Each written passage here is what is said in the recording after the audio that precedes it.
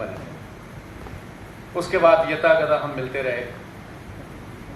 मैं पत्रकार होने के नाते रोज संसद जाता था, कवर करता था, पर एक चीज़ मेरे को बड़ी खलती थी, जो मुझे विदेशों में भी खलती थी, कि जहां मांस परोसा जाता है वहां केवल हलाल पद्धति का परोसा जाता है। और हमारी लोकसभा की कैंटीन जो मंदिर है लोकतंत्र का सबसे बड़ा, उसमें आप अगर मांसाहारी हैं और मांस खाते हैं तो आपको केवल और केवल मुस्लिम पद्धति का मांस मिलेगा। तो इस पे एक पिटीशन मैंने लगाई थी कि या तो इसको आप दोनों पद्धति के मांस दें, वरना इसको वेजिटेरियन कर दें, कोई समस्या नहीं। लोकसभा का बार बार जवाब आता था कि हमारे पास सिस्टम नहीं है, ये नहीं है, इतना नहीं हम कर सकते। तो ये दोनों बंद कर दो, ये नहीं हो सकता। खैर वो 11 साल के बाद बंद हुई, फिर उसके बाद दोबारा इतना समय लगा पिटीशन के बाद भी। तो एक मेजर रंजीत होते थे, फॉर्मर मेंबर पार्लियामेंट, आयु में से काफ़ी बड़े थे। तो मैं जब ये बात करता था मीट की और झटके की तो थोड़ा उनसे बच के रहता था, क्योंकि वो आर्य समाजी थे और उन्होंने भगवा वस्त्र धारण करे थे। तो एक दिन उन्होंने मुझे पकड़ लिया, बोले कहाँ जा रहे हो, ये फाइल कौन सी है, तो मुझसे क्यों छुपाते हो। फिर उन्होंने कहा मैं एक फौजी हूँ, आप ऐसे करो BL शर्मा प्रेम जी के पास जाओ, आपको सोल्यूशन वहीं मिलेगा और कहीं नहीं मिलेगा, भटकते रहोगे पार्लियामेंट में, यहाँ से वहाँ, वहाँ से वहाँ।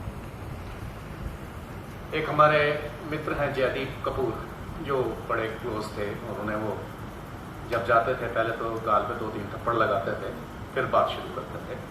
तो जब मैं गया तो उन्होंने कहा वो खतरी पुत्र इस राजी ने कितों फड़ लेना है, तो बोलो क्या काम है। तो मैंने कहा जी ऐसे है कि यहाँ पे हलाल हो रहा है, झटका नहीं हो रहा है। बोले देखे ऐसे भाई मैं तो शाकाहारी हूँ, तुम मुझसे बात ही मत करो, ये बात करो ही मत, आप ही मांस छोड़ दो। मैंने कहा ऐसे है प्रेम जी, आप सिर्फ आधा घंटा, जो मैंने शब्द इस्तेमाल करें, आधा घंटा आप मेरी बकवास सुन लें, उसके बाद मेरा सिर और आपकी जूती अगर आपको पसंद नहीं आई बात तो 5 मिनट के बाद वो बोले कि मैं सब समझ गया, समय बहुत कम है, युद्ध शुरू हो चुका है। उन्होंने बुलाया 1-2 लोगों को, बोले मनमोहन सिंह को चिट्ठी लिखो,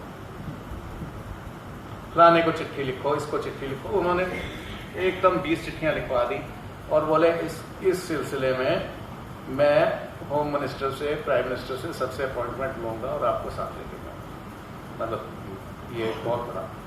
और वहां से हमारा एक सिलसिला जो मेरे को बल मिला, 1000 गुना बल मिल गया। अगर वो ना होते तो शायद ये मूवमेंट ना चलती।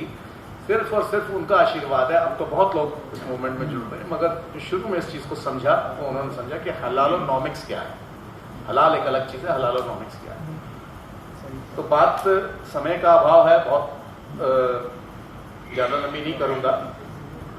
एक बात मैंने बहन जी को लिखी थी कि एक शेर जिसने सबसे प्रेम किया।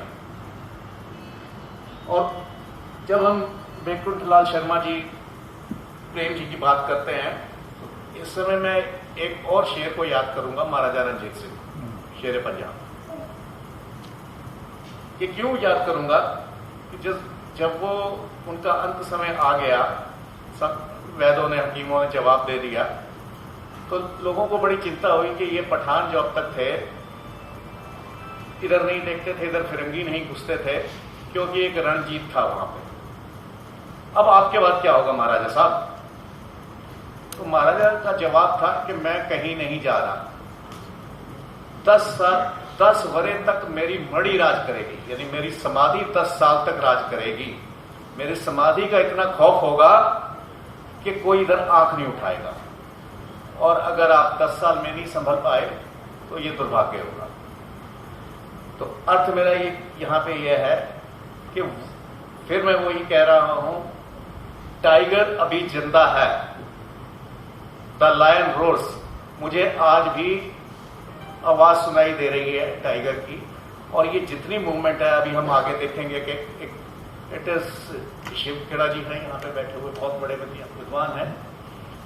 ये 3 लाख करोड़ अमेरिकी डॉलर की ऑर्गेनाइज सेक्टर में है हलालोनॉमिक्स, और टोटल अनऑर्गेनाइज सेक्टर जिसमें रोड साइड नाई और रोड साइड कसाई जिसमें कहीं इसका कोई खाता नहीं है, वो भी अगर हम देख लें, अगर उसका एक रफ एस्टिमेट बनाते हैं तो ये 8 लाख करोड़ अमेरिकी डॉलर की इकॉनमी है।